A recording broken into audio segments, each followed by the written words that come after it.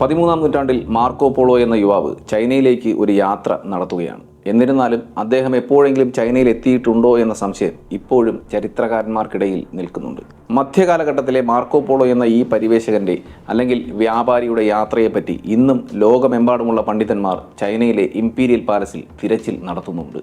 ഇന്ന് ലഭ്യമായതിൽ വെച്ച് എല്ലാ ആധുനികമായ സാങ്കേതിക വിദ്യകളും ഈ തിരച്ചിലിൽ ഉപയോഗപ്പെടുത്തുന്നുമുണ്ട്. മാർക്കോ പോളോ മരണക്കിടക്കയിൽ വെച്ച് തൻ്റെ യാത്രകളെക്കുറിച്ച് സംസാരിച്ചിരുന്നു. എങ്കിലും അദ്ദേഹത്തിൻ്റെ പകുതിയോളം യാത്രാ അനുഭവങ്ങൾ മാത്രമാണ് അദ്ദേഹം പുറത്ത് പറഞ്ഞിരുന്നത്. ബാക്കിയൊക്കെ അദ്ദേഹത്തിൻ്റെ ഒപ്പം തന്നെ ഇല്ലാതായി എന്ന് തന്നെ പറയാം. അദ്ദേഹത്തിൻ്റെ ഈ തുറന്നു പറച്ചിൽ ഇല്ലായിരുന്നുവെങ്കിൽ അദ്ദേഹം നടത്തിയ ഈ സാഹസിക യാത്രകളെ പറ്റിയുള്ള വിവരങ്ങൾ ഒരിക്കലും പുറത്തു വരികയില്ലായിരുന്നു. എങ്കിലും മാർക്കോ പോളോ ചൈന വരെ യാത്ര ചെയ്തു എന്ന് അവകാശപ്പെടുന്നത് സത്യമാണോ? യഥാർത്ഥത്തിൽ മാർക്കോ പോളോ ചൈനയിൽ എത്തിയതിന് തെളിവുകൾ ഉണ്ടോ? എന്തുകൊണ്ടാണ് മാർക്കോ പോളോ ചൈനയിൽ എത്തിയിരുന്നില്ല എന്ന് പല ചരിത്രകാരന്മാരും അഭിപ്രായപ്പെടുന്നത്? ഇതിൻ്റെയൊക്കെ ഫ്ലാഷ് ബാക്കിലേക്ക് നമുക്ക് കടന്നു ചെല്ലാം. Welcome to flash back.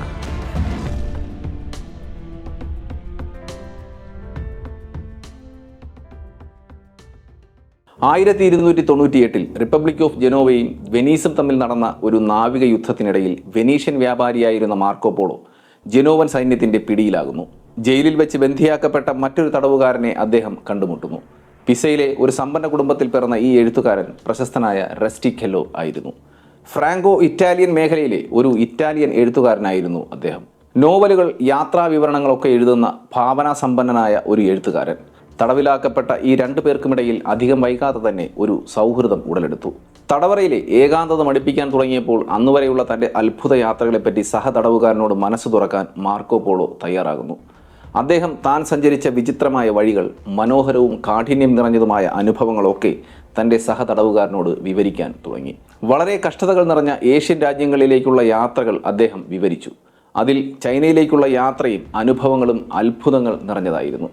വിചിത്രമായ സംസ്കാരങ്ങൾ, അളവറ്റ സമ്പത്ത് തുടങ്ങി ചൈനയുടെ അതിശയകരമായ നേട്ടങ്ങളുടെയും വളരെ ഉയർന്ന അവരുടെ ജീവിത രീതിയെയും സംസ്കാരത്തെയും പറ്റി അദ്ദേഹം ആവേശത്തോടെ വിവരിക്കാൻ തുടങ്ങി.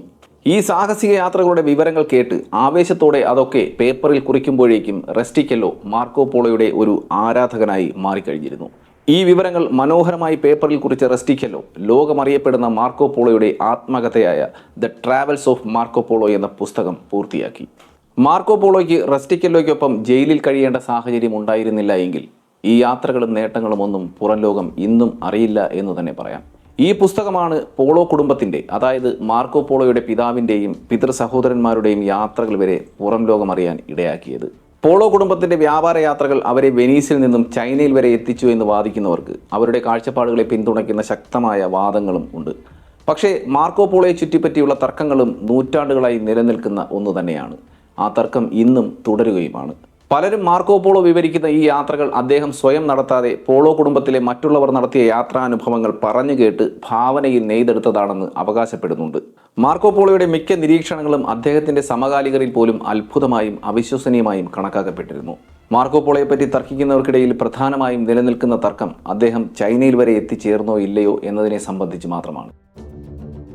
മാർക്കോ പോളോയുടെ കാലത്ത് വ്യാപാരികൾ എന്ന നിലയിൽ വെനീസ് വലിയ സമ്പദ് വ്യവസ്ഥയുള്ള പ്രദേശമായിരുന്നു. വെനീസിൽ ഇന്നും നിലനിൽക്കുന്ന 1200 കാലഘട്ടത്തിൽ പണി കഴിപ്പിച്ച പാലസുകളിലുള്ള കൊത്തുപണികൾ അറേബ്യൻ ലോകവുമായുള്ള ബന്ധങ്ങൾക്ക് ഒരു തെളിവ് തന്നെയാണ്. വെനീസിലുള്ള സമ്പന്നരായ വ്യാപാരികളിൽ ആരും തന്നെ പ്രശസ്തിയുടെ കാര്യത്തിൽ മാർക്കോ പോളോയുടെ അടുത്ത് പോലും എത്തിയിട്ടില്ല. പക്ഷേ അപ്പോഴും അദ്ദേഹം നടത്തിയ യാത്രകളുടെ ഒരു കൃത്യമായ തീയതികൾ പോലും കുറിക്കപ്പെട്ടിട്ടില്ല എന്നത് ഒരു കുറവായി തന്നെ അവശേഷിക്കുന്നു.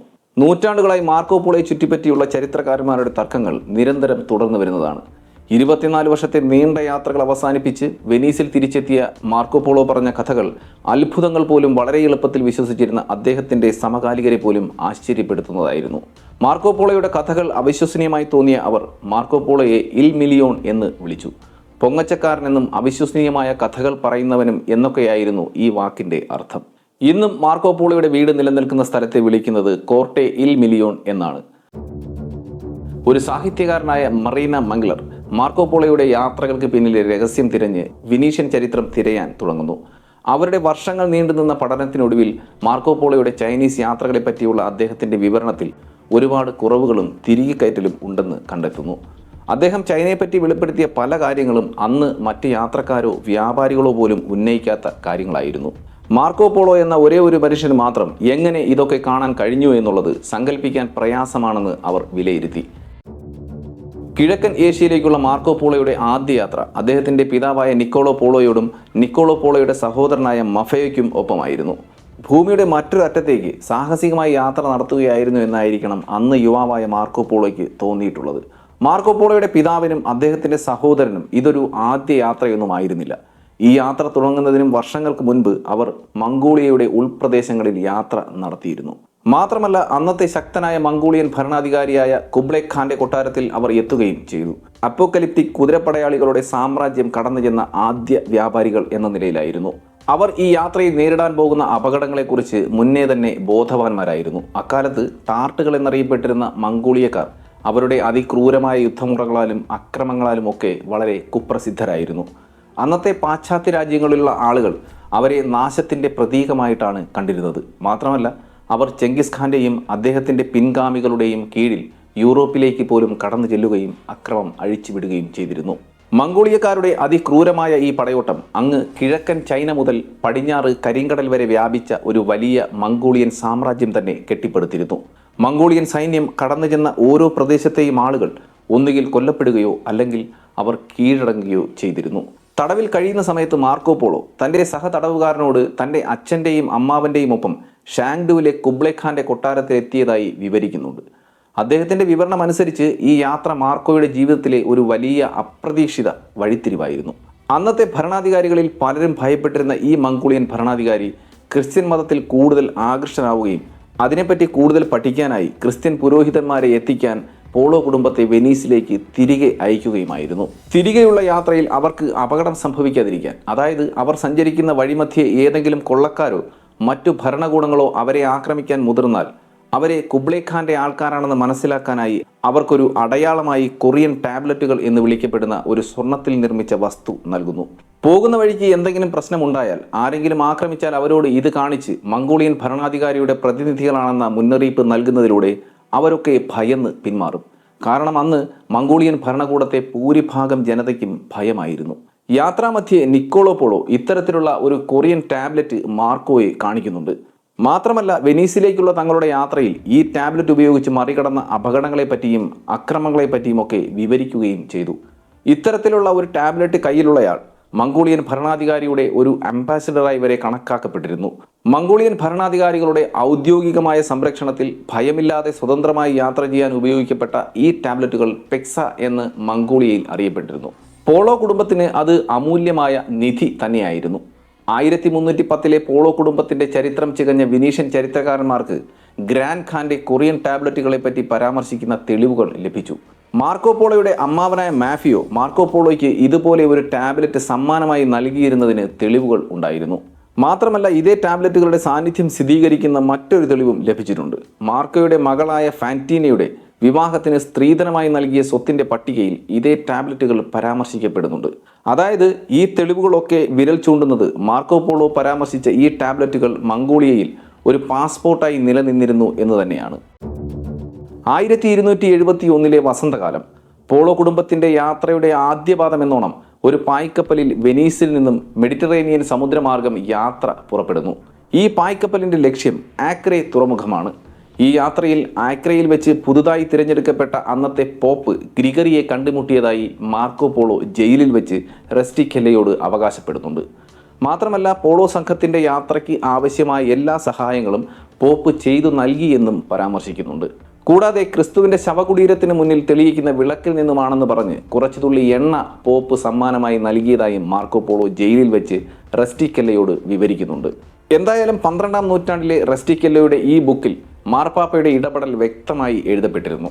പക്ഷേ പോപ്പിനെ കണ്ടു എന്ന് വിവരിക്കുന്ന ഈ ഭാഗത്തെക്കുറിച്ച് എതിരഭിപ്രായങ്ങൾ ഉണ്ട്. അതിൽ പ്രധാനമായ ഒരു എതിരഭിപ്രായമാണ് അക്കാലത്ത് പോപ്പ് മംഗോളിയയിൽ ഉണ്ടായിരുന്നില്ല എന്നത്. അങ്ങനെ ഒരു പോപ്പിനെ കണ്ടതായി തെളിയിക്കുന്നതിന് ഒരു തെളിവോ രേഖകളോ ചരിത്രത്തിൽ അടയാളപ്പെടുത്തിയിട്ടുമില്ല. അന്നത്തെ മംഗോളിയൻ അധികാരികൾ വത്തിക്കാനിലേക്ക് അയച്ചിരിക്കുന്ന കത്തുകളിൽ പോലും ഇതൊന്നും രേഖപ്പെടുത്തിയിട്ടില്ല. ഈ കത്തുകളിൽ പ്രതിപാദിക്കുന്നതൊന്നും മാർക്കോ പോളോ പറയുന്ന കഥകളുമായി യോജിച്ച് പോകുന്നവയും ആയിരുന്നില്ല. മാത്രമല്ല മാർക്കോ പോളോ ഇതൊക്കെ സ്വയം പുകഴ്ത്താനായി എഴുതി ചേർത്തതാണ് എന്നും ആരോപിക്കുന്നവർ ഉണ്ട്. പക്ഷേ കുബ്ലൈ ഖാന്റെ നിർദ്ദേശപ്രകാരം 100 ക്രിസ്ത്യൻ പുരോഹിതരെ എത്തിക്കാനായി അവരുടെ കൂടെ ഉണ്ടായിരുന്ന 2 വത്തിക്കാൻ പ്രതിനിധികളുടെ പേരുകൾ മാർക്കോ പോളോ പരാമർശിക്കുന്നുണ്ട്.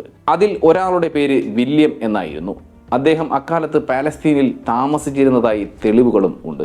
അറബ് ഭാഷയിൽ വളരെയധികം പ്രാവീണ്യവും പൗരസ്ത്യ വിഷയങ്ങളിൽ സമഗ്രമായ അറിവും അദ്ദേഹത്തിനുണ്ടായിരുന്നു. മറ്റൊരർത്ഥത്തിൽ പറഞ്ഞാൽ മാർക്കോ പോളോ പറഞ്ഞ കഥകൾക്ക് അനുയോജ്യമായ ഒരു തെളിവായിരുന്നു അദ്ദേഹത്തിൻ്റെ പേര്. ആക്രയിലെത്തിയ ശേഷം പോളോ സംഘം കരമാർഗം അർമേനിയയിലേക്ക് യാത്ര തിരിച്ചു. ഈ യാത്രയിൽ കൂടെയുണ്ടായിരുന്ന 2 വത്തിക്കാൻ പ്രതിനിധികളും പിന്തിരിയുന്നു. അതിൻ്റെ പ്രധാന കാരണം യാത്രാമധ്യേ പ്രദേശവാസികളുമായി ഉണ്ടായ ഒരു ചെറിയ യുദ്ധമാണെന്ന് പറയപ്പെടുന്നു. എങ്കിലും പോളോകൾ കുബ്ലൈ ഖാന്റെ കൊട്ടാരത്തിലേക്കുള്ള യാത്രയിൽ നിന്നും പിന്തിരിഞ്ഞില്ല. അപകടം നിറഞ്ഞ മരുഭൂമിയും വനപ്രദേശങ്ങളും പർവ്വതങ്ങളും ഒക്കെയുള്ള ഇന്ന് സിൽക്ക് റോഡ് എന്ന് വിളിക്കപ്പെടുന്ന 8000 കിലോമീറ്ററുകൾ നീളുന്ന പാതയാണ് ഷാങ്ഡു എത്താനായി അവർക്ക് പിന്നിടേണ്ടിയിരുന്നത്. മാസങ്ങൾ നീണ്ടു നിൽക്കുന്ന യാത്ര അവർ തുടർന്നു. ചൈനയോട് അവർ കൂടുതൽ അടുക്കും തോറും ചുറ്റുമുള്ളതൊക്കെ അവരെ ഭയപ്പെടുത്താൻ തുടങ്ങി. ഓരോ മലയിടുക്കിലും തിരിവുകളിലും അവരെ ആക്രമിക്കാൻ കാത്തിരിക്കുന്ന ശത്രുക്കളെ അവർ പ്രതീക്ഷിച്ചു. അപ്പോഴും അവർ ധൈര്യത്തോടെ യാത്ര തുടരാൻ കാരണം കയ്യിലുണ്ടായിരുന്ന പാക്സ് അഥവാ മംഗോളിയൻ ടാബ്ലറ്റുകൾ ആയിരുന്നു. പക്ഷേ ഈ പ്രദേശങ്ങളിൽ ഈ പാക്സ് കൊണ്ട് എന്തെങ്കിലും ഉപയോഗമുണ്ടോ എന്ന ചിന്ത പോളോകളെ ആശയക്കുഴപ്പത്തിൽ എത്തിച്ചിരുന്നു. കൂട്ടത്തോടെ സഞ്ചരിക്കുന്ന കച്ചവടക്കാർ സ്ഥിരമായി കൊള്ളയടിക്കപ്പെടുന്ന പ്രദേശത്ത് കൂടിയാണ് അവർ കടന്നുപോയത്. അതിനൊപ്പം തന്നെ പ്രതികൂലമായ കാലാവസ്ഥയും അവർക്ക് നേരിടേണ്ടി വന്നു. പൊടിക്കാറ്റും വൻ ചുഴലിക്കാറ്റുമൊക്കെ അവരുടെ ഈ യാത്രയിൽ വില്ലന്മാരായി കടന്നു വന്നു. യാത്രക്കിടയിൽ രാത്രി തീകൂട്ടി വിശ്രമിക്കുമ്പോൾ പല വർണ്ണം ചേർത്ത ഭയാനകമായ കഥകളും അവർ പങ്കിട്ടു. അവർക്കിടയിലുള്ള ഭയം പല പല കഥകളായി മാറുകയായിരുന്നു. അങ്ങനെ മാർക്കോ പോളോ പറഞ്ഞ ഒരു കഥയാണ് ആകാശത്തെ ഇരുട്ടാക്കാൻ കഴിയുന്ന പൊടിക്കാറ്റുകൾക്കിടയിലൂടെ പാഞ്ഞെടുക്കുന്ന കൊള്ളക്കാരുടെ കഥ. അവരെ ചെറുത്തു നിൽക്കാൻ ശേഷിയില്ലാത്ത ആയുധമില്ലാത്ത വ്യാപാരികൾ എല്ലായ്പ്പോഴും വളരെ ക്രൂരമായി കൊല ചെയ്യപ്പെട്ടു. ഈ സംഭവങ്ങളൊക്കെ റസ്റ്റിക്കല്ലോ കുറിക്കുമ്പോൾ അദ്ദേഹവും അതിൽ പൊടിപ്പും തൊങ്ങലും ചേർത്തിരിക്കാം. ഈ വിവരണത്തിൽ റസ്റ്റിക്കല്ലോയുടെ ഭാവനയും മാർക്കോ പോളോയുടെ വിവരണവും ഏതാണെന്ന് തിരിച്ചറിയാൻ വളരെ ബുദ്ധിമുട്ടാണ്. ഓരോ കൊള്ളസംഘത്തിൻ്റെയും ആക്രമണത്തിൻ്റെ അവസാനം റസ്റ്റിക്കല്ലോയുടെ ഹീറോയായ മാർക്കോ പോളോ അതിസാഹസികമായി രക്ഷപ്പെടുന്നതായാണ് എഴുതിയിരിക്കുന്നത്. മറ്റുള്ളവരൊക്കെ ഒന്നുകിൽ കൊല്ലപ്പെടുകയോ അതല്ലെങ്കിൽ അടിമകളാക്കപ്പെടുകയോ ചെയ്യുന്നു. മാർക്കോ പോളോയെ പല സന്ദർഭത്തിലും റസ്റ്റിക്കല്ലോ ഒരു അവതാരകനായി ചിത്രീകരിക്കുന്നു. ചിലയിടങ്ങളിൽ റസ്റ്റിക്കല്ലോ മാർക്കോ പോളോയെ അവതരിപ്പിക്കുന്നുമുണ്ട്. അതുകൊണ്ട് തന്നെ ഈ വിവരണം മാർക്കോ പോളോയുടേതാണോ അതോ റസ്റ്റിക്കല്ലോയുടേതാണോ എന്ന് നമുക്ക് സംശയമുണ്ടാകും. ഒരു സഞ്ചാരി എന്ന നിലയിൽ മാർക്കോ പോളോ അതീതനാണ് എന്നൊന്നും പറയാൻ സാധിക്കില്ല. കാരണം മാർക്കോ പോളോയ്ക്ക് മുൻപ് 13-ാം നൂറ്റാണ്ടിൽ തന്നെ ചൈനയിലേക്ക് സഞ്ചരിച്ച 33 പേരുടെ പേരുകൾ ചരിത്രത്തിൽ കുറിക്കപ്പെട്ടിട്ടുണ്ട്. എന്നാൽ മാർക്കോ പോളോയുടെ വിവരണത്തിലെ വിശദാംശങ്ങളുടെ സമ്പന്നത മറ്റുള്ളവരുടെ യാത്രകളൊക്കെ അപ്രസക്തമാക്കി. 1253 ഒരു ഫ്രാൻസിസ്കൻ പുരോഹിതനായ വില്യം റുബ്രോക്ക് കോൺസ്റ്റാന്റിനോപ്പിളിൽ നിന്നും മധ്യേഷ്യയിലേക്കും മംഗോളിയൻ സാമ്രാജ്യത്തിലേക്കും യാത്ര നടത്തി. അവിടെ അദ്ദേഹം നേരിട്ട അനുഭവങ്ങൾ വ്യക്തമായി രേഖപ്പെടുത്തുകയും ചെയ്തിരുന്നു. അപകടകാരികളായ ടാർട്ടുകൾക്കിടയിൽ ആദ്യമായി അകപ്പെട്ട അനുഭവങ്ങൾ ഒരു പുതിയ ലോകത്തെ പോലെയാണ് അദ്ദേഹത്തിന് അനുഭവപ്പെട്ടത്. അദ്ദേഹവും കൂട്ടരും ബാർബേറിയനുകളിൽ നിന്നും തലനാരിഴയ്ക്ക് രക്ഷപ്പെട്ട സംഭവങ്ങൾ വിവരിച്ചിരുന്നു. പക്ഷേ അവിടെയും വില്യം റുബ്രോക്ക് എല്ലാ കഥകളിലും തന്നെ നായകനാക്കി പൊലിപ്പിച്ചാണ് എഴുതിയിരുന്നത്. അതുകൊണ്ടൊക്കെ തന്നെ ചരിത്രകാരന്മാർ അദ്ദേഹത്തിൻ്റെ വിവരണങ്ങളെ ഒരു സത്യസന്ധതയില്ലായ്മ കാരണം തള്ളിക്കളഞ്ഞു. മാർക്കോ പോളോയുടെ പുസ്തകത്തിലെ ഡാറ്റ അധിഷ്ഠിതമായ പല പരാമർശങ്ങളും കാരണം അദ്ദേഹം അവിടെ ചെന്നിട്ടില്ല എന്ന് ഉറപ്പു പറയാൻ സാധിക്കുകയില്ല. എങ്കിലും അദ്ദേഹത്തിൻ്റെ വ്യക്തിപരമായ അനുഭവങ്ങൾ വെളിപ്പെടുത്തുന്നതിൽ നിന്നും അദ്ദേഹം വിട്ടുനിന്നു എന്ന് കരുതി അദ്ദേഹം മറ്റുള്ളവരുടെ അനുഭവങ്ങൾ കൂട്ടിവെച്ചാണ് ഈ പുസ്തകം എഴുതിയത് എന്ന് പറയാൻ ഒരിക്കലും സാധിക്കുകയില്ല. മാത്രമല്ല ഇത്ര വ്യക്തമായി കൂടുതൽ ഡാറ്റ നൽകുന്ന ഒരു ഉറവിടം യൂറോപ്പിൽ ഇന്നും ലഭ്യമല്ല. ഈ യാത്രയിൽ ഒരു മരുഭൂമി മറികടക്കാൻ എത്ര ദിവസമാകും വേണ്ടിവരിക എന്ന് ചിന്തിച്ചിട്ടുണ്ടോ? വെള്ളവും ഭക്ഷണവും മണൽപ്പരപ്പുകൾ മാത്രം നിറഞ്ഞ മരുഭൂമിയിൽ നിന്നും എങ്ങനെ കണ്ടെത്തും? മാർക്കോ പോളോയുടെ യാത്രാ വിവരണത്തിൽ പക്ഷേ ഇതൊക്കെ എങ്ങനെ മറികടന്നു എന്നത് വ്യക്തമായി വിവരിച്ചിട്ടുണ്ട്. ഏറ്റവും ചെറിയ കാര്യങ്ങളിലേക്ക് പോലും ആ വിവരണം കടന്നു ചെന്നിട്ടുമുണ്ട്. യൂറോപ്പിൽ നിന്നുള്ള യാത്രക്കാരോട് പശ്ചിമേഷ്യൻ മേഖലയിലുള്ളവർക്ക് അന്ന് വിദ്വേഷം നിലനിന്നിരുന്നു. ഇത് ഈ മേഖലയിലേക്കുള്ള യാത്രയെ കൂടുതൽ കഠിനമാക്കി മാറ്റുകയും ചെയ്തു. ഇങ്ങനെയുള്ള തടസ്സങ്ങൾ കൂടിയാകുമ്പോൾ ഒരു മരുഭൂമി മുറിച്ചു കടക്കാൻ ഏറ്റവും കുറഞ്ഞത് 1 വർഷമെങ്കിലും വേണ്ടിവരുമെന്നാണ് മാർക്കോ പോളോ റസ്റ്റിക്കല്ലോയോട് വിവരിക്കുന്നത്. മാത്രമല്ല രാത്രികാലങ്ങളിൽ മണൽപ്പരപ്പിൽ നിന്നുയരുന്ന അത്ഭുതകരമായ ഭയപ്പെടുത്തുന്ന ആത്മാക്കളുടെ ശബ്ദത്തെപ്പറ്റിയും അദ്ദേഹം വിവരിക്കുന്നു. ഓരോരുത്തർക്കും ഈ ശബ്ദങ്ങൾ അവരവരുടെ പേര് വിളിക്കുന്നത് പോലെയാണ് അനുഭവപ്പെടുക. അതിലൂടെ ഈ ശബ്ദത്തിൽ അകപ്പെട്ട് അതിനെ അനുഗമിക്കുന്നവർ എന്നേക്കുമായി കരകാണാത്ത മരുഭൂമിയിലേക്ക് വഴിതെറ്റി അപ്രത്യക്ഷരാകും.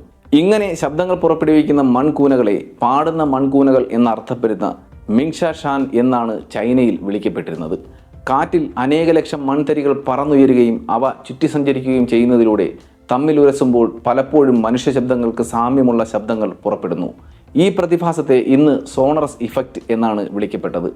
മാർക്കോപോളോയുടെ കാലത്ത് ഈ ശബ്ദങ്ങൾ മറ്റേതോ ലോകത്തിൽ നിന്ന് വരുന്നതാണ് എന്ന് വിശ്വസിച്ചിരുന്നു. തഗ്ലാമക്കാൻ ഡിസേർട്ടിൽ പടിഞ്ഞാറനറ്റത്ത് നിന്നും സിൽക്ക് റോഡ് രണ്ടായി വിഭജിക്കപ്പെടുന്നു.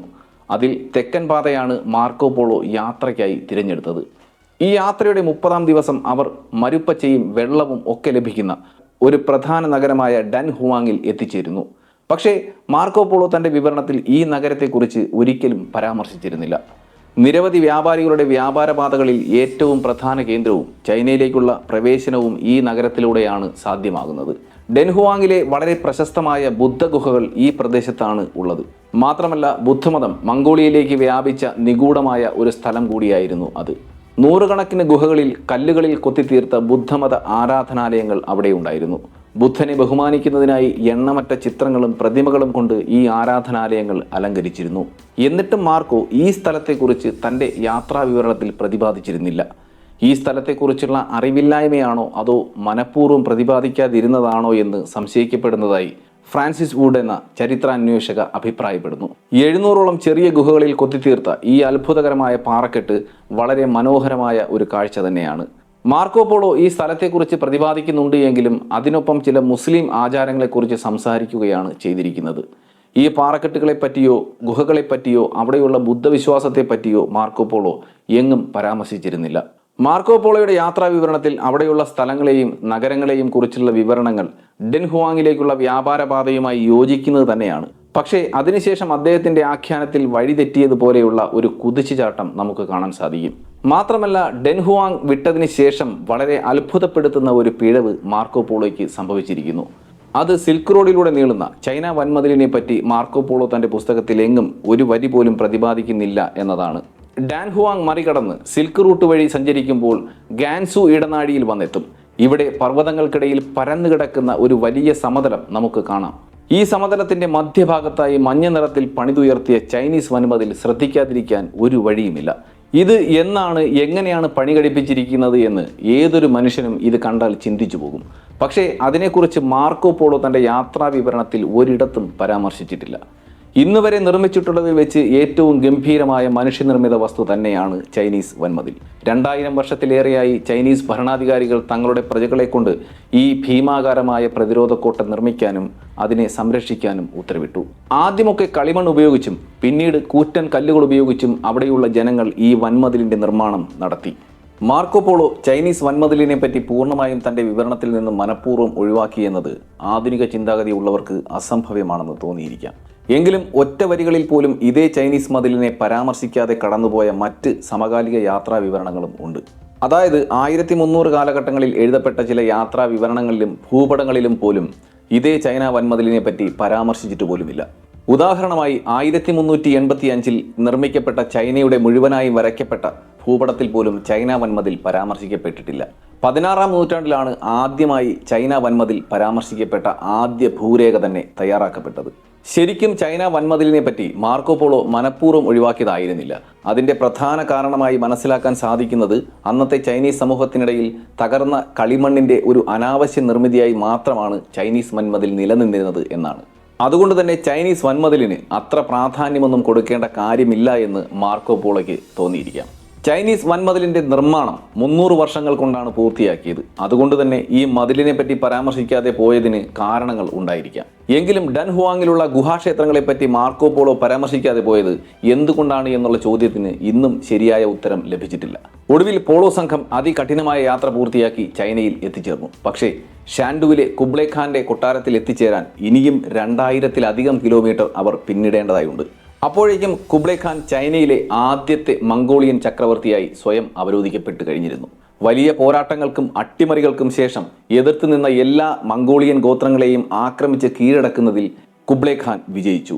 ഒടുവിൽ 300 വർഷങ്ങൾക്ക് ശേഷം ചൈനീസ് സാമ്രാജ്യം ഒരേ ഒരു ഭരണാധികാരിയുടെ കീഴിൽ ഒന്നിക്കുകയായിരുന്നു. മാത്രമല്ല കുബ്ലൈ ഖാൻ യുവാൻ രാജവംശത്തിൻ്റെ സ്ഥാപകനായി മാറുകയും ചെയ്തു കഴിഞ്ഞു. അക്കാലത്ത് ലോകത്ത് നിലനിന്നിരുന്ന രാജവംശങ്ങളിൽ ഏറ്റവും ശക്തനായ മനുഷ്യനായി കുബ്ലൈ ഖാൻ അപ്പോഴേക്കും മാറിക്കഴിഞ്ഞിരുന്നു. വെനീസിൽ നിന്നും പോളോ സംഘം തിരികെ എത്തിയതറിഞ്ഞ കുബ്ലൈ ഖാൻ അവർക്ക് വൻ സ്വീകരണമാണ് ഒരുക്കിയത്. ഈ സ്വീകരണത്തിൽ മുഴുവൻ കൊട്ടാര അധികാരികളെയും ഉൾപ്പെടുത്താൻ അദ്ദേഹം ആജ്ഞാപിച്ചു. ഇത് പോളോകൾക്ക് കിട്ടിയ ഒരു അസാധാരണ ബഹുമതിയായി റെസ്റ്റിക്കെല്ലോ വിവരിക്കുന്നുമുണ്ട്. വെനീസിൽ നിന്നും യാത്ര പുറപ്പെട്ട് ഏതാണ്ട് 3 വർഷങ്ങൾക്ക് ശേഷമാണ് അവർ തങ്ങളുടെ ലക്ഷ്യസ്ഥാനമായ കുബ്ലൈ ഖാന്റെ രാജസന്നിധിയിൽ എത്തിച്ചേരുന്നത്. 17-ാം വയസ്സിൽ യാത്ര തിരിച്ച മാർക്കോ പോളോ ഇപ്പോൾ 20-ാം വയസ്സിൽ എത്തിച്ചേർന്നിരിക്കുന്നു. 20-ാം വയസ്സിൽ ചൈനയിലെ ചക്രവർത്തിയുമായുള്ള തൻ്റെ ആദ്യത്തെ കൂടിക്കാഴ്ചയ്ക്ക് അദ്ദേഹം ഒരുങ്ങി. പക്ഷേ അപ്പോൾ അദ്ദേഹത്തിനുണ്ടായ ചിന്തകളും വിചാരങ്ങളും ഒന്നും തന്നെ റെസ്റ്റിക്കെല്ലോയോട് വിവരിച്ചതുമില്ല. മാർക്കോ പോളോയുടെ ജീവിതം ഇതിഹാസ സംബന്ധമായ സിനിമകളിലേക്കും പരിഗണിക്കപ്പെട്ടു. അപ്പോഴും നിരവധി താരങ്ങൾ മാർക്കോ പോളോയെ ഒരു ധീരനായ നായകനായും ഏതപകടത്തെയും തരണം ചെയ്യുന്ന പോരാളിയായും അതിനൊക്കെ ചക്രവർത്തിയുടെ സമ്മാനങ്ങൾ നേടി വീട്ടിലേക്ക് മടങ്ങുന്ന സാഹസികനായും ചിത്രീകരിക്കപ്പെട്ടു. പക്ഷേ മാർക്കോ പോളോയുടെ ഭാഷ്യത്തിൽ എപ്പോഴും നായകന്റെ സ്ഥാനം അലങ്കരിച്ചിരുന്നത്, അതായത് അദ്ദേഹത്തിന്റെ കഥയിലെ നായകനായത് മഹാനായ കുബ്ലൈ ഖാൻ ചക്രവർത്തി തന്നെയായിരുന്നു.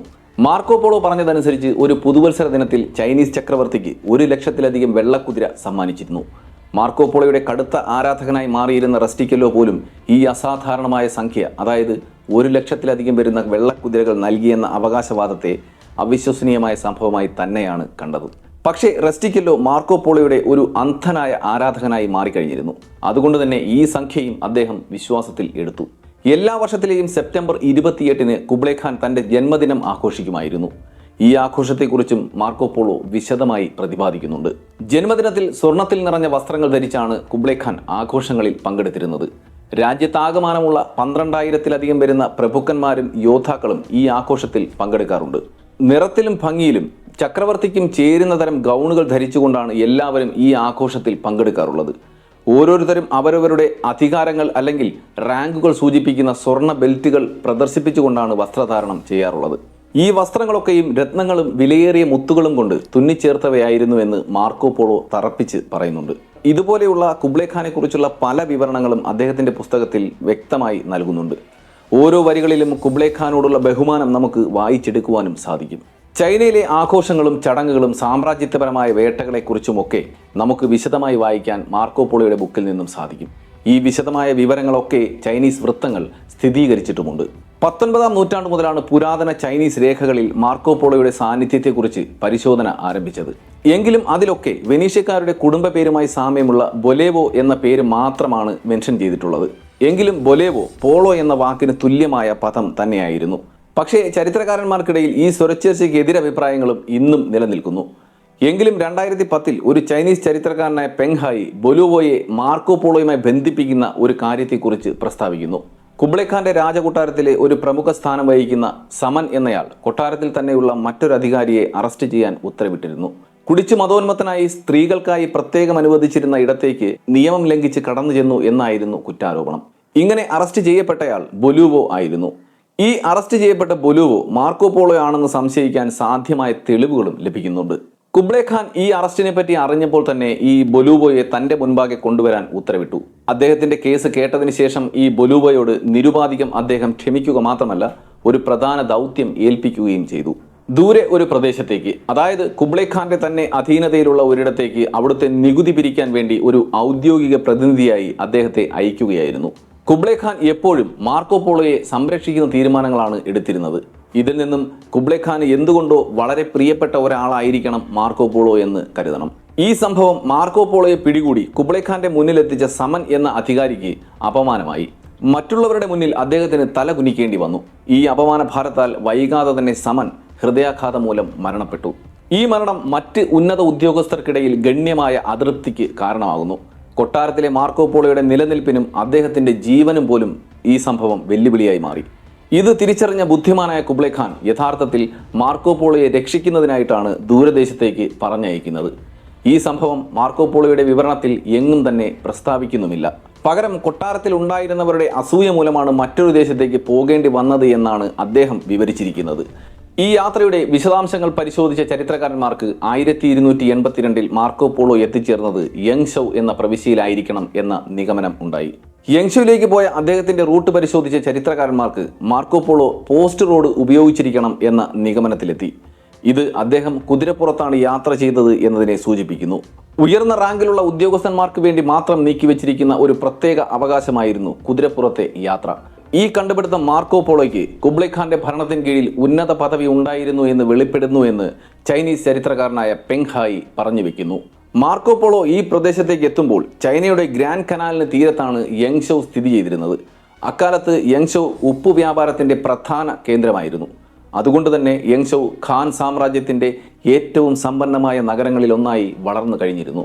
മാർക്കോ പോളോയുടെ എഴുത്തുകൾ അനുസരിച്ച് അദ്ദേഹം യങ്ഷോവിൽ ഏകദേശം 3 വർഷത്തോളം ചിലവഴിക്കുന്നുണ്ട്. ചൈനീസ് ചരിത്രകാരനായ പെങ് ഹായിയുടെ ആഴത്തിലുള്ള ചരിത്ര പഠനത്തിലൂടെ മാർക്കോ പോളോ യങ്ഷോവിൽ താമസിച്ചതിന്റെ തെളിവുകൾ തിരയുന്നു. മധ്യ ചൈനയിലെ ഭരണപരമായ ചരിത്ര രേഖകൾ തിരഞ്ഞുകൊണ്ടുള്ള പഠനത്തിൽ മാർക്കോ പോളോയുമായി നിരവധി സമാനതകളുള്ള തെളിവുകൾ കണ്ടെത്തി. പെങ് ഹായുടെ അഭിപ്രായത്തിൽ മാർക്കോ പോളോ യാങ്ഷുവിലെ ടാക്സ് ആൻഡ് സാൾട്ട് അതോറിറ്റിയിൽ ഉയർന്ന ഉദ്യോഗസ്ഥ പദവി വഹിച്ചിരുന്നു എന്ന് തെളിയുന്നു. യാങ്ഷു പ്രവിശ്യയിൽ 27 ജില്ലകൾ ഉണ്ടെന്ന അറിവ് മാർക്കോ പോളോയ്ക്ക് മുൻപ് ആരും തന്നെ കൃത്യമായി രേഖപ്പെടുത്തിയിരുന്നില്ല. മാത്രമല്ല, മാർക്കോ പോളോ ഈ പ്രവിശ്യയിൽ ചിലവഴിച്ചതായി അവകാശപ്പെടുന്ന അതേ കാലഘട്ടത്തിലാണ്, അതായത് അദ്ദേഹം ചിലവഴിച്ച ഈ 3 വർഷത്തെ കാലഘട്ടത്തിനുള്ളിൽ തന്നെയാണ് ഭരണപരമായ വിഭജനത്തിലൂടെ 27 ജില്ലകളായി തിരിച്ചതെന്ന് ചൈനീസ് സ്രോതസ്സുകൾ സ്ഥിരീകരിക്കുന്നുമുണ്ട്. എന്തുകൊണ്ടായിരിക്കാം ഒരു യൂറോപ്യൻ ചൈനയുടെ ഇത്രയും വലിയ ഒരു ഭരണാധികാരിയായി നിയമിക്കപ്പെട്ടത്? ഈ ചോദ്യത്തിനുള്ള ഉത്തരം ഇങ്ങനെയുള്ള ചൈനയിലെ ഭരണകേന്ദ്രങ്ങളിൽ ഉന്നത പദവിയിലെത്തിയ ഒരേ ഒരാൾ മാത്രമായിരുന്നില്ല മാർക്കോ പോളോ. കാരണം ചൈനീസ് ഭരണാധികാരികൾ ദൂരദേശങ്ങളിൽ നിന്നുള്ള കഴിവുള്ളവരെ എന്നും സ്വീകരിച്ചിരുന്നു. അവരിൽ ഭൂരിഭാഗം പേരുടെയും പേര് പോലും പുറത്ത് അറിയാത്തവരാണ്.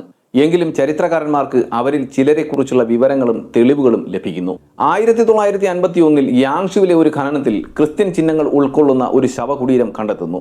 ഈ ശവകുടീരത്തിൽ പുരാവസ്തു ഗവേഷകർ ഒരു ചെറിയ കുട്ടിയുടെ പേര് കണ്ടെത്തി. ആ പേര് കാതറീന ഇല്ലിയോണി എന്നായിരുന്നു.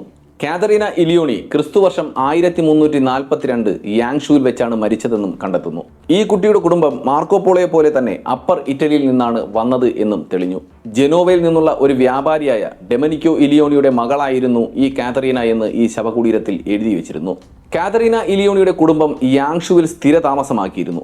ചൈനക്കാരുമായി നേരിട്ട് വ്യാപാരത്തിൽ ഏർപ്പെട്ടിരുന്ന ഇറ്റലിക്കാർ ഉണ്ടായിരുന്നു എന്നതിന് ഒരു തെളിവായിരുന്നു ഈ സംഭവം. വ്യാപാരം മുതൽ സാൾട്ട് അതോറിറ്റിയുടെ ഉന്നത ഉദ്യോഗസ്ഥ തലം വരെയുള്ളവരെക്കുറിച്ച് മാർക്കോ പോളോ പറഞ്ഞ പല കാര്യങ്ങൾക്കും വിശ്വസനീയമായ ഒരു തെളിവായിരുന്നു ഈ പഠനം. ഉപ്പിന്റെ നിർമ്മാണത്തെക്കുറിച്ചുള്ള മാർക്കോ പോളോയുടെ വിശദമായ വിവരണത്തിൽ നിന്നും ചരിത്രകാരന്മാർ അത്ഭുതം കൊള്ളുന്നുണ്ട്. ആധുനിക സൗകര്യങ്ങൾ ഉപയോഗിച്ച് ഈ പ്രവിശ്യയിൽ ഇന്നും കടൽ ജലത്തിൽ നിന്നും ചൈനീസ് വൈറ്റ് ഗോൾഡ് എന്നറിയപ്പെടുന്ന ഉപ്പിന്റെ നിർമ്മാണം വൻതോതിൽ നടക്കുന്നുണ്ട്. ഇതേ പ്രവിശ്യയിൽ തന്നെ മാർക്കോ പോളോ വിശദീകരിച്ച പഴയ രീതിയിലുള്ള ഉപ്പിന്റെ നിർമ്മാണവും നടക്കുന്നുണ്ട്. ഇന്നും നടക്കുന്ന ഈ അപൂർവ രീതിയിലുള്ള ഉപ്പിന്റെ നിർമ്മാണം സ്വന്തം കണ്ണുകൾ കൊണ്ട് കണ്ടതുപോലെ തന്നെയാണ് മാർക്കോ പോളോ വിശദീകരിച്ചിരിക്കുന്നത്. നികുതി പിരിക്കുന്ന ഒരു ഉദ്യോഗസ്ഥൻ എന്ന നിലയിലും ജിജ്ഞാസയോടെ അലഞ്ഞുതിരിയുന്ന ഒരു യാത്രികൻ എന്ന നിലയിലും മാർക്കോ പോളോ കുബ്ലൈ ഖാന്റെ ചൈനയെ പുനരുജ്ജീവനത്തിന്റെയും പൊതു ഉന്മേഷത്തിന്റെയും ആത്മാവ് നിറഞ്ഞ രാജ്യമായി കണക്കാക്കുന്നു. മാർക്കോ പോളോ യാത്ര ചെയ്യുന്നിടത്തെല്ലാം പുതിയ പുതിയ കെട്ടിടങ്ങളുടെ നിർമ്മാണം നടക്കുകയും അല്ലെങ്കിൽ പഴയ കെട്ടിടങ്ങൾ വലുതാക്കുകയോ പുതുക്കിപ്പണിയുകയോ ചെയ്യുന്നുണ്ടായിരുന്നു.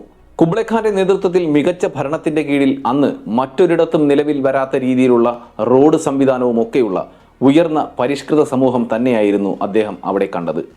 ഇങ്ങനെയുള്ള മാർക്കോ പോളോയുടെ വിശദീകരണങ്ങൾ ചരിത്രകാരന്മാരെ അത്ഭുതപ്പെടുത്തുന്നത് തന്നെയായിരുന്നു. റോഡുകൾക്ക് ഇരുവശവും 3 അടി അകലത്തിൽ മരങ്ങൾ നട്ടുപിടിപ്പിക്കുന്നത് മഞ്ഞുകാലത്ത് റോഡിന്റെ ഉപരിതലത്തെ സംരക്ഷിക്കാനും വേനൽക്കാലത്ത് യാത്രക്കാർക്ക് വിശ്രമിക്കാനും സഹായകമാകുമെന്ന് മാർക്കോ പോളോ വിശദീകരിക്കുന്നു. ഇതുപോലെയുള്ള വിശദീകരണങ്ങൾ മാർക്കോ പോളോയ്ക്ക് അത്തരം കാര്യങ്ങളെക്കുറിച്ച് നേരിട്ടുള്ള അറിവ് ഉണ്ടായിരുന്നു എന്ന കാര്യത്തിൽ സംശയം ഉളവാക്കുന്നതായിരുന്നില്ല. മാത്രമല്ല, യുവാൻ രാജവംശത്തിന്റെ തപാൽ സമ്പ്രദായത്തിന്റെ രേഖകൾ സസൂക്ഷ്മം പരിശോധിക്കുന്നതിനിടയിൽ ചരിത്രകാരനായ ഡാങ് ബബോഹായി മാർക്കോ പോളോയുമായി ബന്ധപ്പെട്ട വിശദാംശങ്ങൾ സ്ഥിരീകരിക്കുന്ന 3 ഉറവിടങ്ങൾ കണ്ടെത്തി. റോഡിന്റെ ഇരുവശങ്ങളിലും മരങ്ങൾ വെച്ചുപിടിപ്പിക്കുന്നതിന് നിർദ്ദേശം നൽകുന്ന ആദ്യത്തെ ഭരണാധികാരി കുബ്ലൈ ഖാൻ ആണെന്ന് അദ്ദേഹം വ്യക്തമായി പറയുന്നുണ്ട്. യുവാൻ സാമ്രാജ്യത്തിന്റെ പല സ്ഥാനങ്ങളിലും വിദേശികൾ ഉണ്ടായിരുന്നു. എന്നാൽ ചരിത്രരേഖകളുമായി ബന്ധപ്പെട്ട് കിടക്കുന്ന തരത്തിലുള്ള നാമമാത്രമായ വിശദാംശങ്ങളും അടിക്കുറിപ്പുകളും കണ്ടെത്തുന്നത് മാർക്കോ പോളോയിൽ നിന്നും മാത്രമാണ്. ദ ഇംപീരിയൽ പാലസ് ഇന്ന് ബീജിയിങ്ങിൽ സ്ഥിതി ചെയ്യുന്നു. കുബ്ലൈ ഖാന്റെ കാലം മുതൽ അതിൻ്റെ മുൻഗാമികളുടെ മാതൃകയിൽ മാത്രം നിർമ്മിച്ചതാണ് ഈ പാലസ്. അക്കാലത്തൊക്കെ ഭരണാധികാരികൾ തൻ്റെ ശക്തിയുടെ പ്രതീകമായി ആദ്യം ചെയ്യുന്നത് പ്രധാന നഗരം മുഴുവൻ പുതുക്കി നിർമ്മിക്കാൻ ഉത്തരവിടുക എന്നതായിരുന്നു. ഇതിൻ്റെ ഭാഗമായി ഈ പാലസ് നിർമ്മിച്ചതിന് ശേഷം 1264 കുബ്ലൈ ഖാൻ തൻ്റെ പ്രധാന കൊട്ടാരമായി ഈ കൊട്ടാരത്തെ പ്രഖ്യാപിക്കുന്നു. മാർക്കോ പോളോയെ സംബന്ധിച്ചിടത്തോളം ഈ നഗരത്തിലെ ചെക്കർ ബോർഡ് ലേഔട്ട് നഗരവൽക്കരണത്തിൻ്റെ ഒരു മാസ്റ്റർ പീസായിരുന്നു. മാത്രമല്ല കാണാൻ ഏറ്റവും ഭംഗിയുള്ളതായി അദ്ദേഹം അഭിപ്രായപ്പെട്ടിരുന്നു. യൂറോപ്പിൽ ഇന്ന് വരെ കാണാത്ത വിധത്തിലുള്ള പെയിന്റിങ്ങുകൾ, മാർബിൾ, സ്വർണം, വെള്ളി എന്നിവയാൽ അലങ്കൃതമായിരുന്നു അവിടം. ഓരോ പ്രവിശ്യയിലേക്കും കുബ്ലൈ ഖാൻ തൻ്റെ സന്ദേശവാഹകരെ അയച്ചുകൊണ്ടാണ് തൻ്റെ ഭരണം മുന്നോട്ട് കൊണ്ടുപോയത്. അവരിൽ ഒരാളായി പല പ്രവിശ്യയിലും സഞ്ചരിക്കാൻ മാർക്കോ പോളോയ്ക്ക് സാധിച്ചതുകൊണ്ട് മാത്രമാണ് ഇതെല്ലാം കണ്ടു മനസ്സിലാക്കാൻ അദ്ദേഹത്തിന് സാധിച്ചത്. ഉൾപ്രദേശങ്ങളിൽ നിന്നും തലസ്ഥാനമായ ബീജിംഗിലേക്ക് ആളുകൾ അവരുടെ ഉൽപ്പന്നങ്ങളും ചരക്കുകളുമായി ഒഴുകിയെത്തും. 1000-ൽ കുറയാത്ത മൃഗങ്ങൾ വലിച്ചു കൊണ്ടുവരുന്ന വണ്ടികളിലാണ് അവർ തലസ്ഥാനത്തേക്ക് എത്തുന്നത്. പട്ടുതുണികളും അസംസ്കൃത വസ്തുക്കളും കയറ്റിയ കുതിരവണ്ടികളുടെ നീണ്ട നിര അന്ന് കാണാൻ സാധിക്കുമായിരുന്നു. പാറകളിൽ നിർമ്മിച്ച ചൈനീസ് പാലങ്ങളിൽ മാർക്കോ പോളോ ആകൃഷ്ടനായിരുന്നു. അങ്ങനെ അദ്ദേഹത്തെ ആകർഷിച്ച ഒരു പാലമായിരുന്നു ബീജിംഗിലെ ലൂഗൌ ക്യാവോ എന്ന പാലം. അന്ന് ചരക്ക് നീക്കത്തിന് ഈ പാലം വളരെയധികം സഹായകരമായിരുന്നു. 17-ാം നൂറ്റാണ്ടിൽ ഒരു വെള്ളപ്പൊക്കത്തിൽ ലൂഗൌ ക്യാവോ എന്ന പാലം ഭാഗികമായി തകർന്നുപോയി. പിന്നീട് പുനർനിർമ്മിക്കുകയുമായിരുന്നു. എങ്കിലും മാർക്കോ പോളോയുടെ വിശദീകരണത്തിൽ ഈ പാലത്തെ പറ്റിയുള്ള അളവ് വളരെ കൃത്യമാണ്. 300 അടി നീളവും 8 അടി വീതിയും. ലോകത്ത് മറ്റൊരിടത്തും ഇതുപോലെ ഒരു പാലം ഇല്ല എന്ന് റെസ്റ്റിക്കെല്ലയോട് മാർക്കോ പോളോ ഉറപ്പിച്ച് പറയുന്നു. മാർക്കോ പോളോയുടെ കാലത്തെ നിർമ്മാണ ഘട്ടങ്ങൾ ഇന്നും കണ്ടെത്തുന്നുണ്ട്. പ്രധാനമായും അദ്ദേഹം വിശദീകരിക്കുന്ന പാലത്തിൻ്റെ വശങ്ങളിൽ നിർമ്മിച്ചു വെച്ചിരിക്കുന്ന സിംഹത്തിൻ്റെ പ്രതിമകൾ കൊണ്ട് അലങ്കരിച്ച പാരപ്പെറ്റുകളാണ്. ഇവ ആളുകളെ നദിയിൽ വീഴുന്നതിൽ നിന്നും തടയുന്നതുമാണ്. ഈ പാലത്തെപ്പറ്റി ഇത്ര വിശദമായി പ്രതിപാദിച്ചിരിക്കുന്ന ചൈനക്കാരനല്ലാത്ത ഒരു എഴുത്തുകാരൻ അത് മാർക്കോ പോളോ മാത്രമാണ്. അതുപോലെ തന്നെ ക്യാൻഷോ തുറമുഖത്തുള്ള ഒരു പ്രാദേശിക പാലത്തിൻ്റെ തൂണുകളുടെ അസാധാരണമായ നിർമ്മാണത്തെക്കുറിച്ചും മാർക്കോ പോളോ പ്രത്യേകം പരാമർശിക്കുന്നുണ്ട്. ഒരു വള്ളത്തിൻ്റെ ആകൃതിയിലുള്ള തൂണുകളിൽ ഉറപ്പിച്ച നിലയിലായിരുന്നു ഈ പാലം. ഈ നിർമ്മാണ രീതി എന്തിനാണ് എന്നതും അദ്ദേഹം എഴുതുന്നുണ്ട്. കടലിൽ വേലിയേറ്റമുണ്ടാകുമ്പോൾ കടലിൽ നിന്നും ഇരച്ചു കയറുന്ന തിരമാലകൾ ഈ പാലത്തെ ബാധിക്കില്ല. അല്ലാത്ത സമയങ്ങളിൽ നദിയിൽ നിന്നും കുത്തിയൊലിക്കുന്ന ജലവും ഈ പാലത്തെ പ്രതികൂലമായി ഒരിക്കലും ബാധിക്കുന്നില്ല. വെനീഷ്യക്കാർക്ക് എന്നും മംഗോളിയൻ സാമ്രാജ്യം അത്ഭുതങ്ങളുടെ നാടാണ്.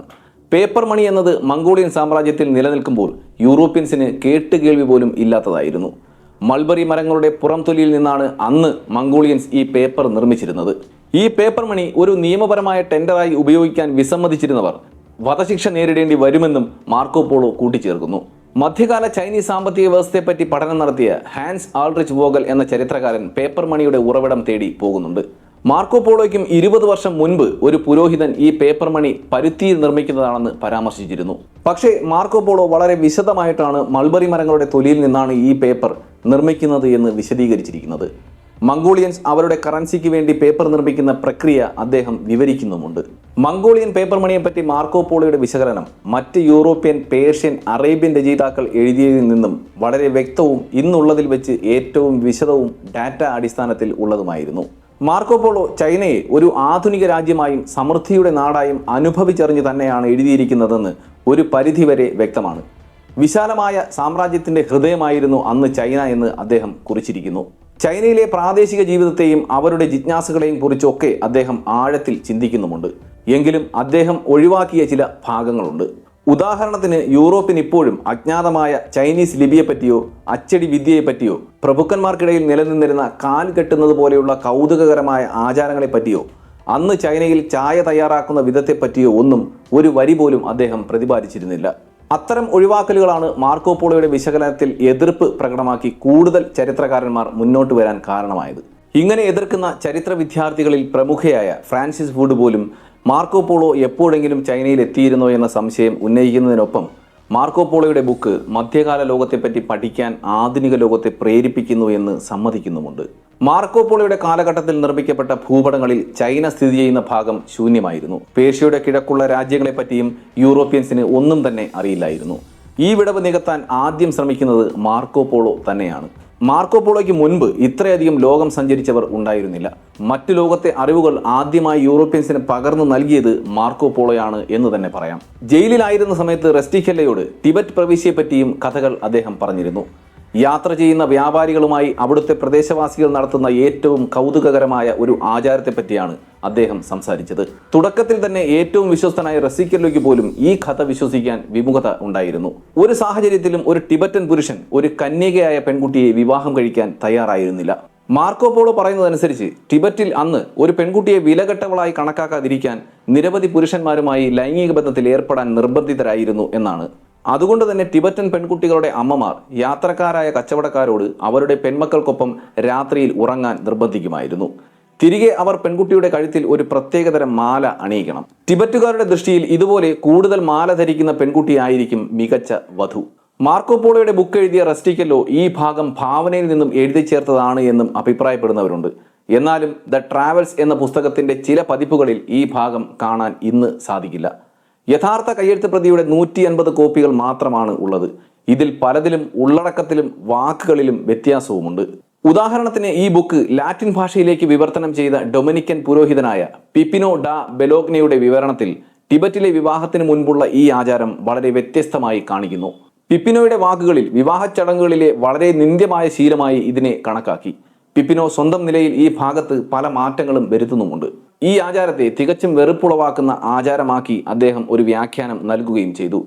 പിപ്പിനോ ഒരു ക്രിസ്ത്യൻ വിശ്വാസി ആയതുകൊണ്ടാണ് ഇങ്ങനെ ഒരു കൈകടത്തൽ നടത്തിയത് എന്നും വിശ്വസിക്കപ്പെടുന്നു.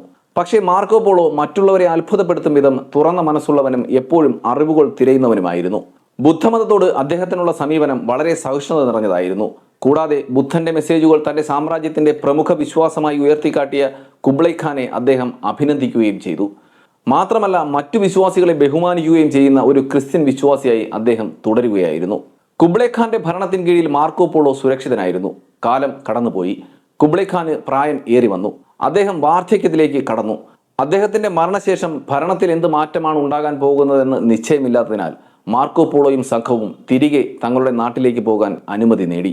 അതേസമയം തന്നെ പടിഞ്ഞാറൻ ഭാഗത്തുള്ള ഒരു പ്രവിശ്യയിൽ നിന്നും തങ്ങളുടെ രാജാവിന്റെ വിവാഹബന്ധത്തിനായി അവിടെയുള്ള രാജകുമാരിക്ക് വേണ്ടി കുബ്ലൈ ഖാനോട് അപേക്ഷിക്കാനായി ചിലർ അവിടേക്ക് വരുന്നു. ഈ സംഭവവുമായി ബന്ധപ്പെട്ട് ചിലരുടെ പേരുകൾ മാർക്കോ പോളോ തന്റെ ബുക്കിൽ പ്രതിപാദിക്കുന്നുമുണ്ട്. ഔലത്തായി, അപസ്ക, കോയ എന്നിവരുടെ പേരുകളാണ് അദ്ദേഹം പ്രതിപാദിച്ചിരിക്കുന്നത്.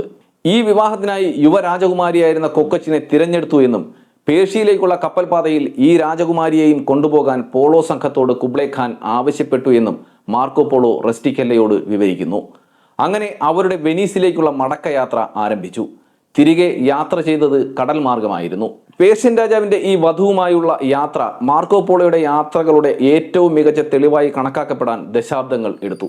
1913 മാത്രമാണ് മാർക്കോ പോളോയുടെ ബുക്ക് ചൈനീസ് ഭാഷയിലേക്ക് വിവർത്തനം ചെയ്തത്. അതിനുശേഷമാണ് ചൈനീസ് ചരിത്രകാരന്മാർ ഈ പുസ്തകം സസൂക്ഷ്മമായി പരിശോധിക്കുന്നത്. ഈ പഠനത്തിൽ മുന്നിൽ നിന്നത് ബീജിംഗിലെ നാഷണൽ ലൈബ്രറി ആയിരുന്നു.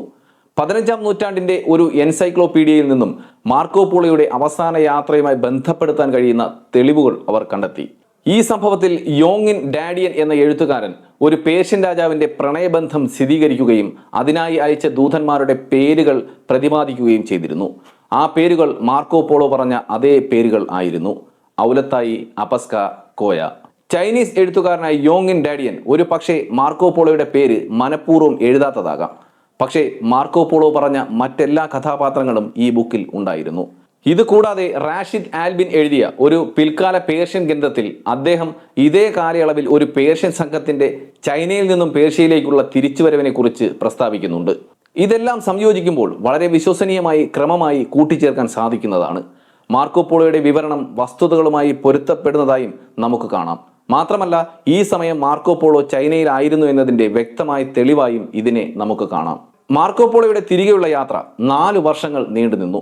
മടങ്ങിയെത്തിയയുടൻ മാർക്കോ പോളോ ജനോവീസിന്റെ പിടിയിൽ അകപ്പെടുകയും ജയിലിൽ അടയ്ക്കപ്പെടുകയും ചെയ്തു. ഈ ജയിൽവാസത്തിലാണ് തന്റെ സഹതടവുകാരനായ റെസ്റ്റിക്കല്ലയുടെ സഹായത്തോടെ അന്നുവരെ നടത്തിയ യാത്രകൾ ഒരു പുസ്തകമാക്കി മാറ്റിയത്.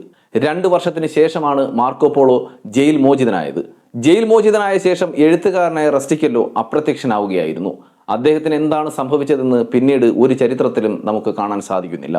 ജയിൽ മോചിതനായതിനു ശേഷം ഒരു സമ്പന്ന കുടുംബത്തിൽ നിന്ന് വിവാഹം കഴിച്ച മാർക്കോ പോളോയ്ക്ക് 3 പെൺമക്കളും ഉണ്ടായി. എങ്കിലും വാർദ്ധക്യ സഹജമായ അദ്ദേഹത്തിന്റെ മരണസമയങ്ങളിൽ പോലും അദ്ദേഹത്തിന്റെ സമകാലികർ അദ്ദേഹത്തിന്റെ നേട്ടങ്ങളെ അംഗീകരിച്ചിരുന്നില്ല. മരണക്കിടക്കയിൽ വെച്ച് അദ്ദേഹം പറഞ്ഞ യാത്രാ അനുഭവങ്ങൾ പ്രശസ്തിക്ക് വേണ്ടി മെനഞ്ഞുണ്ടാക്കിയതാണെന്ന് അവർ ആരോപിച്ചു. അന്ന് വെനീഷ്യക്കാർക്ക് മാർക്കോ പോളോ ഒരു പൊങ്ങച്ചക്കാരനായ ആളായി തോന്നി. എന്നിട്ടും താൻ കണ്ടതിന്റെ പകുതി മാത്രമേ താൻ പറഞ്ഞിട്ടുള്ളൂ എന്ന് മരണക്കിടക്കയിൽ വെച്ച് പോലും അദ്ദേഹം പറയുന്നുണ്ടായിരുന്നു.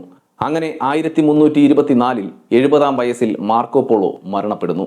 മാർക്കോ പോളോ വിദൂര രാജ്യങ്ങളും സംസ്കാരങ്ങളും സന്ദർശിക്കാനും പഠിക്കാനും നമ്മെ പ്രേരിപ്പിക്കുന്ന, വിചിത്രമായ ഏറ്റുമുട്ടലുകളുടെ, ആകർഷണീയമായ സ്ഥലങ്ങളുടെ, കൗതുകമായ കഥകളുടെ പര്യായമായി അദ്ദേഹത്തിൻ്റെ പേര് മാറി. മാത്രമല്ല, ഏഷ്യയെ മികച്ച രീതിയിൽ ലോകത്തിന് മുന്നിൽ അവതരിപ്പിക്കുന്ന വിശാലമായ ഒരു കൃതിക്കും അദ്ദേഹം ജീവൻ നൽകി. മാർക്കോ പോളോ മരണപ്പെട്ട് 168 വർഷങ്ങൾക്ക് ശേഷം ക്രിസ്റ്റഫർ കൊളംബസ് ഏഷ്യയിലേക്കുള്ള കടൽപ്പാത കണ്ടെത്താനായി ദൃഢനിശ്ചയത്തോടെ കപ്പൽ കയറിയത് മാർക്കോ പോളോയുടെ കഥകൾ കേട്ടറിഞ്ഞു തന്നെയാണ്. അന്ന് കൊളംബസ് യാത്ര തിരിക്കുമ്പോൾ അദ്ദേഹത്തിൻ്റെ മേശപ്പുറത്ത് ഒരു കോണിൽ മാർക്കോ പോളോയുടെ ദ ട്രാവൽസ് എന്ന ബുക്ക് ഉണ്ടായിരുന്നു. കൊളംബസിന് ഏറ്റവും പ്രതീക്ഷ നൽകിയ പ്രദേശങ്ങളെ ചൂണ്ടിക്കാണിക്കുന്ന പുസ്തകമായിരുന്നു അത്. സ്വർണ്ണ നിക്ഷേപങ്ങൾ അധികമുള്ള പ്രദേശങ്ങൾ അതിൽ പരാമർശിച്ചിരുന്നു. കൊളംബസിന്റെ കാലത്ത് മാർക്കോ പോളോയെക്കുറിച്ച് അധികം പേർ വിശ്വസിച്ചു തുടങ്ങിയിരുന്നു. മാർക്കോ പോളോയുടെ വിവരണം യൂറോപ്പിലെ മഹാന്മാരായ യാത്രികരുടെ കാലഘട്ടത്തെ സൂചിപ്പിക്കുന്നതാണ്. മരണം വരെയും കൊളംബസ് വിശ്വസിച്ചിരുന്നത് കുബ്ലൈ ഖാന്റെ ചൈനീസ് പ്രവിശ്യയിൽ മാർക്കോ പോളോ ചെന്നിരുന്നു എന്ന് തന്നെയാണ്. വീഡിയോ ഇഷ്ടപ്പെട്ടുവെങ്കിൽ വീഡിയോ ലൈക്ക് ചെയ്യാനും ചാനൽ സബ്സ്ക്രൈബ് ചെയ്യാനും മറക്കരുത്. Good bye.